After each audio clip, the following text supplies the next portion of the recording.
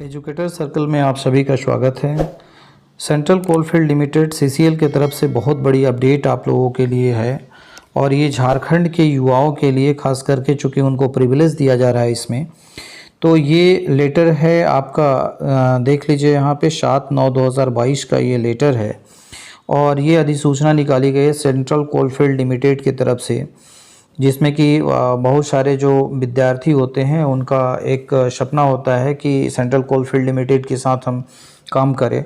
तो उसके लिए बहुत ही अच्छा सुनहरा अवसर है और ये अप्रेंटिसशिप के लिए आप लोगों के लिए आया है। तो जो भी आईटीआई पास आउट कैंडिडेट हैं, किसी भी आईटीआई से पास आउट किए हैं और वो अपनी अर्हता इसमें देख लेंगे कि अपनी अर्हता अगर रखते हैं तो वो उसमें फॉर्म भर सकते हैं और इसके लिए समय दिया गया है। उस समय सीमा में आप फॉर्म भर के और वो अपना जा सकते हैं। सबसे बड़ी चीज़ क्या है कि इसमें वैसे युवाओं को जो है काफ़ी एक कंपनी के तरफ से कहा गया है कि वो वैसे युवा जो झारखंड से बिलोंग करते हैं उसके लिए ये क्या है कि एक उनको एडवांटेज दिया जाएगा और उनको प्रिविलेज दिया जाएगा बाकी लोगों के ऊपर। तो ये बहुत ही अच्छी बात है और ये सेंट्रल कोलफील्ड लिमिटेड की अच्छी पहल है। तो आप इसमें देखिए और जो भी कैंडिडेट जो पास आउट किए हैं आईटीआई को, अभी जस्ट पास आउट किए हैं, उनके लिए एक सुनहरा मौका है। तो इसको अपने हाथों से जाने ना दें और इसी तरह का जो है वीडियो हमारे चैनल पे आता है तो चैनल को भी सब्सक्राइब करें और इसे आगे बढ़ाएं ताकि बहुत से लोग इससे लाभान्वित हों। चलिए इसमें शुरू करते हैं और ये क्या है, अधिसूचना क्या है, इसको हम लोग एक एक करके इसको देखते हैं। तो यहाँ पे जो है एक अप्रेंटिसशिप प्रोग्राम होता है और अप्रेंटिसशिप क्या होता है थोड़ा सा ब्रीफ में हम लोग समझ लें। तो आईटीआई जो पास आउट कैंडिडेट है उसके लिए अप्रेंटिसशिप जो है का एक प्रोविज़न किया गया है कि आप जो है साथ साथ में किसी कंपनी में काम करेंगे और उसके लिए एक आपका जो है मासिक स्टाइपेंड दिया जाएगा।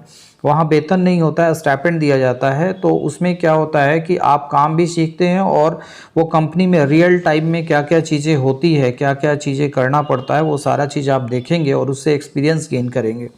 और इससे फ़ायदा आईटीआई स्टूडेंट को ये होता है कि उनको 1 साल या 2 साल का जो भी जितना पीरियड होता है अप्रेंटिसशिप का, उसका एक एक्सपीरियंस मिल जाता है, कंपनी का एक्सपोजर मिल जाता है और उसके बाद क्या कर सकते हैं कि वो चूँकि उसी कंपनी में ये बहुत जगह पे ऐसा होता है कि वो कंपनी जो भी अच्छे कैंडिडेट जो अप्रेंटिसशिप करते हैं तो वो खुद को उनको एब्जॉर्ब कर लेती है। तो ये सारी चीज़ें जो है रहती है और इसमें जो है उनको बहुत फ़ायदा हो जाता है, चूँकि रियल टाइम में जो है या रियल सिचुएशंस में क्या वर्क करना पड़ता है उसको सीखने को मिलता है और वो कंपनी के साथ जुड़े रहते हैं और बाद में उसी पैनल के थ्रू वो जो है बाद में अपने यहाँ जो वैकेंसीज खाली होती है तो उसको भरते भी हैं। तो ये बात की बात है, पहले हम लोग इसको देख लें कि क्या क्या है और ये काफ़ी अच्छी वैकेंसी है और वैसे युवाओं के लिए जो झारखंड से पास आउट किए हैं। तो चलिए शुरू करते हैं, इसमें देखते हैं।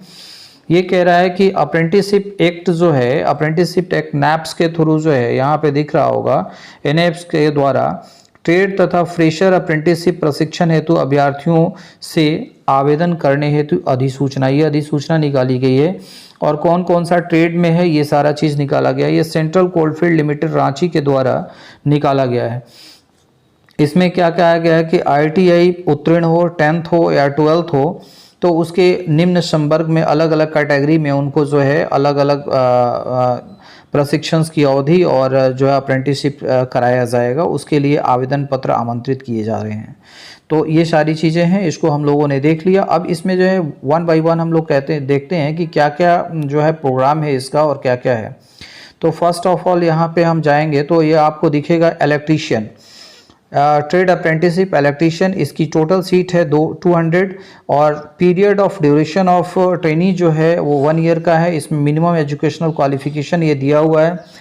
इसमें क्या होना चाहिए, 10th पास होना चाहिए, ITI in electrician trade from NCVT recognised institute, यानी कि जो एनसीवीटी से रिकॉग्नाइज्ड है या एनसीवीटी जो जिनका है वो इसको भर सकते हैं। एससीवीटी वाले के लिए ये नहीं है। तो यहाँ पे क्लियर ही कह दिया है कि एनसीवीटी जिनका है और इलेक्ट्रीशियन से जो पास आउट कर चुके हैं 10th प्लस आईटीआई जिनका है वो अपना जा सकते हैं और मंथली स्टाइपेंड इनको 7,000 रुपया दिया जाएगा। एज लिमिट की भी हम बात कर ले तो एज लिमिट भी इसमें जो है एक दिया गया है कि एज लिमिट कितना होगा। तो ये मिनिमम 18 वर्ष और मैक्सिमम जो है 27 ईयर्स का जो है टाइम पीरियड दिया हुआ है। और ये ईयर्स का कैलकुलेशन जो होगा 1/8/2022 तक होगा, यानी कि 1/8/2022 तक वो 27 साल से कम और 18 साल से ज़्यादा उम्र के होने चाहिए।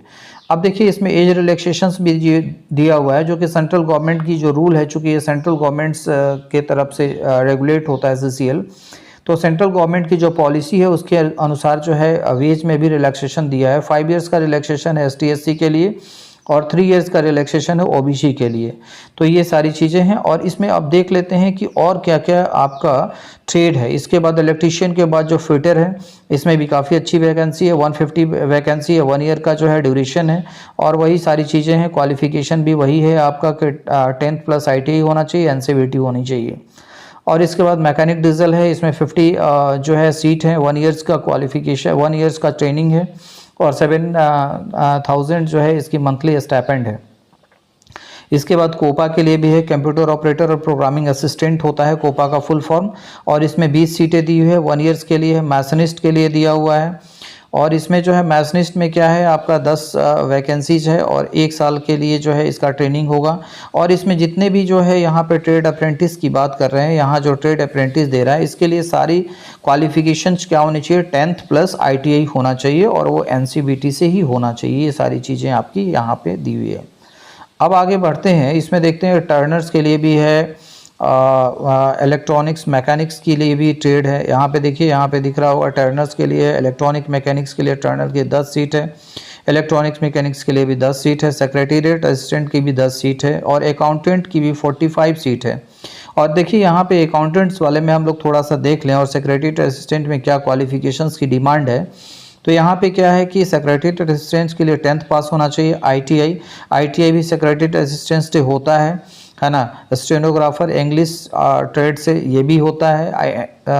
कई जगह पे जो है ITI में ये कोर्सेज चलते हैं। तो जो भी सेक्रेटेरिएट असिस्टेंट से कर रहे हैं उनके लिए भी 10 सीटें यहाँ पे हैं और स्टाइपेंड वही दी हुई है।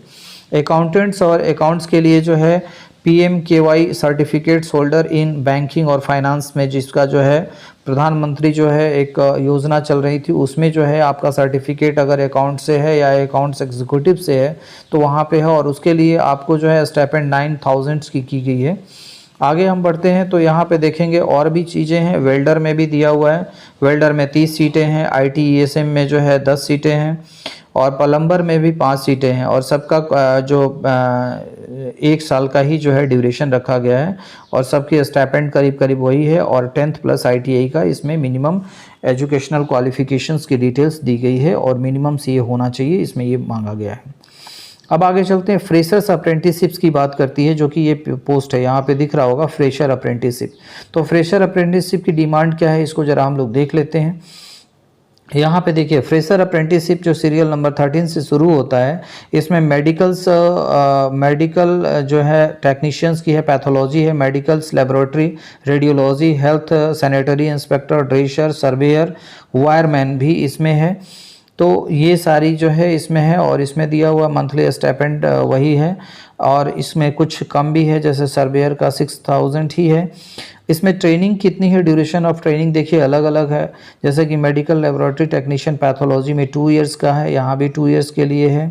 सैनिटरी इंस्पेक्टर का भी 2 इयर्स का है, ड्रेसर्स 2 इयर्स है, सर्वेयर 2 इयर्स है और वायरमैन्स का भी 2 इयर्स है। ये सीटें रिस्पेक्टिव उसमें जो है जिस स्टेट की है उसमें रिस्पेक्टिव सीटें ये दी हुई है, यहाँ से आप देख लेंगे। इसमें एजुकेशनल क्वालिफिकेशन मिनिमम्स क्या मांगा गया है वो देख लेते हैं। जैसे मेडिकल लेबोरेटरी टेक्नीशियंस के लिए यहाँ पे जो दिख रहा होगा, फर्स्ट ऑफ ऑल यहाँ फर्स्ट वाला जो है इसमें क्या है, मेडिकल लेबोरेटरी टेक्नीशियंस में 12th पास आउट होना चाहिए, PCB फिजिक्स केमिस्ट्री और बायोलॉजी फ्रॉम रिकॉग्नाइज्ड बोर्ड होनी चाहिए, मंथली स्टाइपेंड जो है 7,000 है। यहाँ पे मिनिमम एज का क्वालिफिकेशन जो क्राइटेरिया 18 साल मिनिमम है और मैक्सिमम 21 साल है। चूँकि फ्रेशर्स के लिए है तो ज़्यादा समय नहीं दिया गया है। इसमें भी एज रिलैक्सेशंस जो है 5 इयर्स का दिया गया ST/SC के लिए और 3 इयर्स OBC के लिए दिया हुआ है। अब ये आगे उसी तरह से बढ़ते हैं। मेडिकल लेबोरेटरी टेक्नीशियन रेडियोलॉजी में है 12th पास plus PCB from recognised board, इसमें भी 7,000 का आपका जो है मंथली स्टाइपेंड मिलेगा। सैनिटरी में भी जो है 12th पास आउट होना चाहिए, PCB फ्रॉम रिकॉग्नाइज्ड और 7,000 का इसमें भी है। ड्रेसर्स के लिए भी 2 इयर्स की क्वालिफिकेशन, 2 इयर्स के जो ट्रेनिंग पीरियड है, इसमें भी 12th पास प्लस PCB है। अब आगे चलते हैं, इसमें जो है सर्वेयर्स के लिए क्या दिया हुआ है, तो सर्वेयर्स में लिए देख लीजिए, यहाँ पे सर्वेयर्स में 10th पास होना चाहिए, recognised post. Preference will be given for the 12th pass out PCM physics chemistry mathematics से जिन्होंने किया है उसको क्या दिया जाएगा, प्रेफरेंस दिया जाएगा। इसमें जो है स्टाइपेंड है 6000 ही है। वायरमैन के लिए दिया हुआ है 2 इयर्स का है, इसमें भी जो है 10th pass out from the recognised board दिया हुआ है, 12th pass out with PCM से जो किया हुआ है उसको प्रेफरेंस दिया जाएगा और 6000 इसमें जो है स्टाइपेंड दिया हुआ है। इसके बाद जो है मल्टीमीडिया एंड वेब डिज़ाइनर्स का भी है, इसमें 5 सीटें हैं और 2 साल के लिए ये भी है, 10th पास होना चाहिए। और इसके बाद जो है preference will be given to the 12th pass out with PCM है ना, फिजिक्स केमिस्ट्री मैथ से होना चाहिए। 6000 का इसमें जो है आपका स्टाइपेंड दिया हुआ है। उसी तरह से mechanic repairs and the maintenance of vehicles में भी है, 5 सीटें हैं, 2 साल की कोर्सेज हैं, 10th पास। वैसे ही यानी कि 10th पास के लिए भी बहुत सारी वैकेंसी आपको दी गई है। तो जैसे ही आपको ये, चूँकि आपको अगर काफ़ी अच्छा ये हमारा लगता होगा कि इस तरीके की और भी जो है वीडियो इस चैनल पे आए, तो आगे इसको बढ़ाएं और शेयर करें और चैनल को सब्सक्राइब करें और कमेंट करें कि किस तरीके की वीडियो और भी चाहिए, ताकि हम उस चीज़ से अवेयर हों और उस टाइप की वीडियो हम बना सकें। क्योंकि हमारा जो है मोटिव क्या है कि आईटीआई के जितने भी स्टूडेंट हैं उनको एक पाथ दिखाना, एक रास्ता दिखाना। तो हमारे जो चैनल है उस पर केवल जो है आईटीआई से रिलेटेड जो है मोस्टली आईटीआई के बाद हम क्या कर सकते हैं और क्या क्या फील्ड एक्सप्लोर कर सकते हैं, क्या क्या वैकेंसी जाती है, तो ये सारी चीज़ें इसमें डिस्कस होती रहेगी। तो कम से कम अगर आपको अच्छा चैनल्स की जो है ये बातें अच्छी लगती है और आपको इस चीज़ की रिक्वायरमेंट है, तो चैनल को सब्सक्राइब करें और आगे भी बढ़ाएं। ओके, तो चलिए इसमें और भी हम लोग देख लेते हैं कि क्या क्या चीज़ें हैं। इसमें भी 10th पास आउट मांग रहा है, mechanics repair and maintenance of vehicles में, और इसमें भी स्टाइपेंड्स वही 6000 ही है, 6000 है। Okay, mechanic electricals powers drivers में भी है, 5 सीटें हैं, 2 साल की जो है इसमें भी ट्रेनिंग पीरियड है, और सेम वही 10th पास आउट और 6000 की जो है आपकी जो स्टाइपेंड बन रही है यहाँ पे भी। उसी तरह से एक और भी है, मैकेनिकल्स अर्थ मूविंग्स मशीनरीज में भी है, वेल्डर में भी है, फ्रेशर्स में अभी आपने ट्रेड वाले में देखा था, तो ट्रेड वाले में क्या था कि 10th प्लस ITI होना चाहिए। यहाँ पे वेल्डर के लिए क्या है आपका 15 मंथ यानी कि 1.5 साल की जो है ट्रेनिंग है और 10 सीटें हैं इसमें, और 10th पास होना चाहिए। रिकॉग्नाइज केवल 10th ही मांग रहा है और 6000 की जो है आपकी इसमें स्टाइपेंड दी गई है। तो ये टोटल सीटें जो है ये 635 सीट है इसमें, और आवेदन की अंतिम तिथि आपको दिख रहा होगा 10/10/2022 तक इसमें आवेदन कर सकते हैं। अब ये स्टाइपेंड्स जो है, स्टाइपेंड्स की निर्धारित दरें यहाँ पे ली हुई है, स्टाइपेंड्स कैसे होगा ये सारी चीज़ें यहाँ पे दी होगी। चयनित अभ्यर्थियों को नियमानुसार निर्धारित दर के स्टाइपेंड का भुगतान किया जाएगा, तो जो दिया हुआ है उसके आधार पे जो है स्टाइपेंड आपको मिलेगा। अब ये है अनिवार्य योग्यता, यहाँ पे थोड़ी सी हम लोग देख लें कि अनिवार्य योग्यता ट्रेड अप्रेंटिसशिप के लिए क्या है।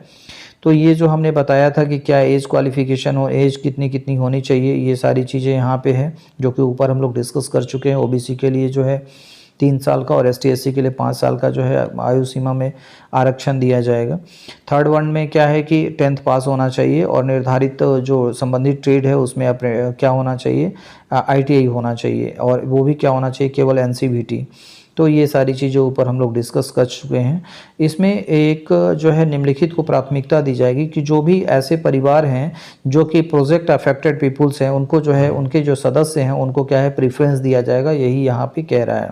तो उसमें जो है रिकॉग्नाइज्ड, जैसे कि उस एरिया के जो है ट्रेनिंग ऑफिसर्स उससे आपको साइन करा के वो जमा करना होता है, तो वो सारी चीज़ें आप लोग देख लेंगे।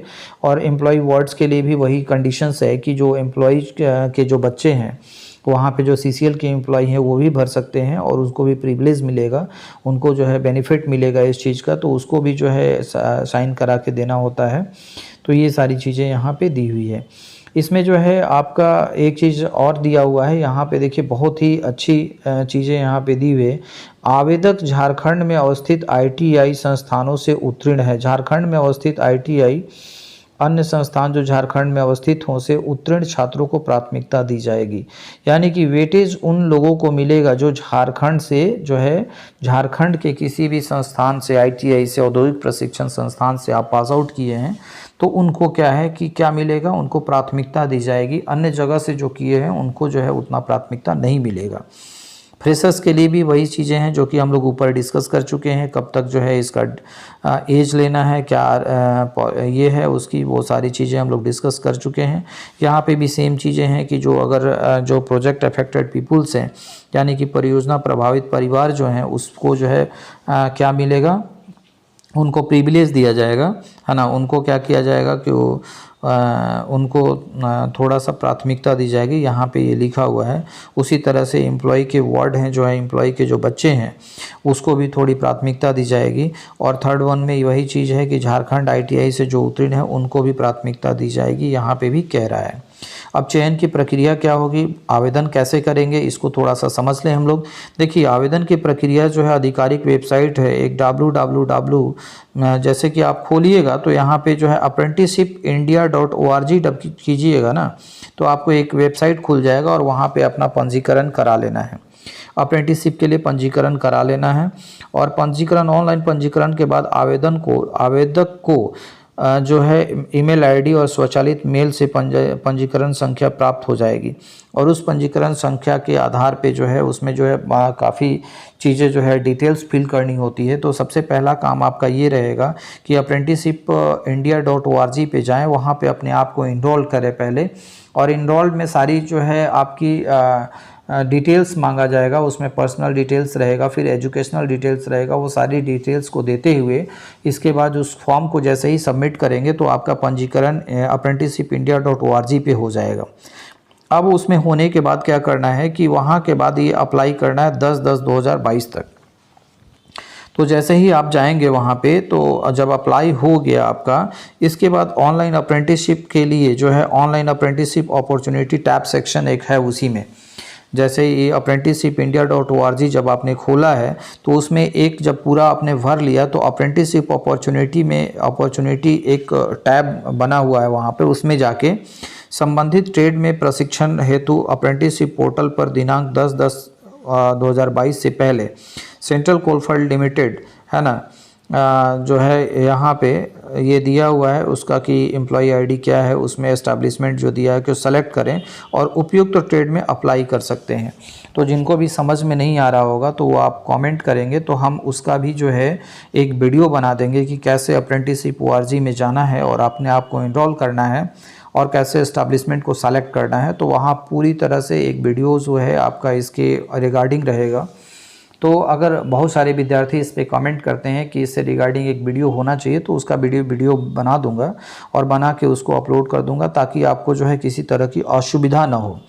और इसको जो है 10 तारीख से पहले करना है, तो आप देख लीजिए और कम ही समय है, तो इसको जल्दी से आप जितनी जल्दी हो सके इसको अपने आप को जो है वहाँ पे इनरोल कर लें apprenticeshipindia.org पे और जाके इसके बाद इस फॉर्म को भरें। अब इसमें जो है 10/10 के पहले जो आवेदन पत्र आया है उसी पे विचार किया जाएगा। अंतिम तिथि के उपरांत प्राप्त आवेदन पे विचार नहीं किया जाएगा। तो आप लेट ना करें और जल्दी से आप इस काम को कर लें। अब इसमें चयन प्रक्रिया जो दी हुई है, इसमें क्या कह रहा है कि चयन प्रक्रिया सिर्फ उन्हीं अभ्यर्थियों के आवेदन पर विचार किया जाएगा जिन्होंने 10/10/2000 इतना तक अप्रेंटिसशिप पोर्टल के विभिन्न क्षेत्रों पर आवेदन किया हो तथा इसके पूर्व किसी अन्य संस्थान में अप्रेंटिस प्रशिक्षण प्राप्त नहीं किया है या नहीं कर रहे हैं, मतलब कहीं और से अप्रेंटिसशिप नहीं कर रहे हैं, तो आपको जो है उनको ये चयन किया जाएगा। प्रशिक्षण हेतु अभ्यर्थियों का चयन योग्यता मेरिट के आधार पर होगी, है ना। इसमें ITI का ट्रेड का अनिवार्य योग्यता आधारित प्राप्तांकों का प्रतिशत पर किया जाएगा। तो ITI में जिन्होंने अच्छे जो नंबर लाए हैं उसको जो है ये फ़ायदा मिलेगा। यहाँ पे इस चीज़ों को आप लोग समझ लें। तो आप अच्छे तरीके से ITI करते हैं तो उनका एक फ़ायदा ये भी होता है कि आपका जो है मार्क्स अगर अच्छा है तो आपकी चयन की जो है संभावना बढ़ जाती है। तो इस चीज़ों को भी समझ लें और इसमें उसी के आधार पे आपका मेरिट भी बनेगा, है ना। यहाँ पे लिख रहा है आवेदक झारखंड में अवस्थित ITI संस्थानों से उत्तीर्ण है उन्हें प्राथमिकता दी जाएगी। तो ये कन्फर्म ऊपर में भी था, तो उसको पे हम लोग बात कर चुके हैं। इसके बाद आवेदन की जांच करते समय क्या होने चाहिए, क्या क्या सर्टिफिकेट्स होना चाहिए, तो उसमें मूल दस्तावेज जो भी होंगे मैट्रिक और ITI के सर्टिफिकेट्स, वो सारी चीज़ देने होंगे। इसके बाद इच्छुक उम्मीदवार आवेदन करने हेतु NAPS के पोर्टल्स अप्रेंटिसशिप ORG के माध्यम से अपना आवेदन प्रस्तुत कर सकते हैं, जो कि ऊपर में भी हम लोग डिस्कस कर चुके हैं। आवेदन की अंतिम तिथि 10/10/2022 है। तो 10/10 के बाद जो है एक आपको कहाँ बुलाया जाएगा ये सब चीज़ दिया हुआ है ना। इसमें अभ्यर्थियों का दस्तावेज जो डॉक्यूमेंट्स वेरिफिकेशन होगा वो कहाँ होगा, HRD office Darbhanga house CCL में बुलाया जाएगा, है ना। इसकी सूचना जो है अभ्यर्थियों को जो रजिस्टर्ड मेल ID है, आप मेल ID को जो है ठीक रखें ताकि जो है आपको इसकी सूचना मिल जाए। तो आप जो भी रजिस्टर्ड मेल ID आप apprenticeship.india.org पे आपने किया है, उसी पे आपको जो है इसकी सूचना मिलेगी। अतः अभ्यर्थी अपने रजिस्टर्ड मेल की नियमित जांच करते रहेंगे। तो ये बातें समझ में आ गई, आपको कैसे करना है, क्या करना है, ये सारी चीज़ें आपको क्लियर हो गई। अब आप चलें यहाँ पे फ्रेशर्स के लिए क्या है। फ्रेशर्स के लिए अप्रेंटिसशिप प्रोग्राम्स के लिए वही चीज़ है, 10/10 तक आवेदन करना है, उसके बाद आवेदन पर विचार नहीं किया जाएगा, है ना। और अप्रेंटिसशिप CCL पर आवेदन किया उन्होंने पूर्व किसी संस्थान में, यानी कि वही चीज़ें जो है ऊपर में जो हम लोग कर रहे थे वो सारी चीज़ें हैं। सभी ट्रेडों का प्रशिक्षण हेतु अभ्यर्थियों का चयन मेरिट यानी मेरिट के आधार पर किया जाएगा।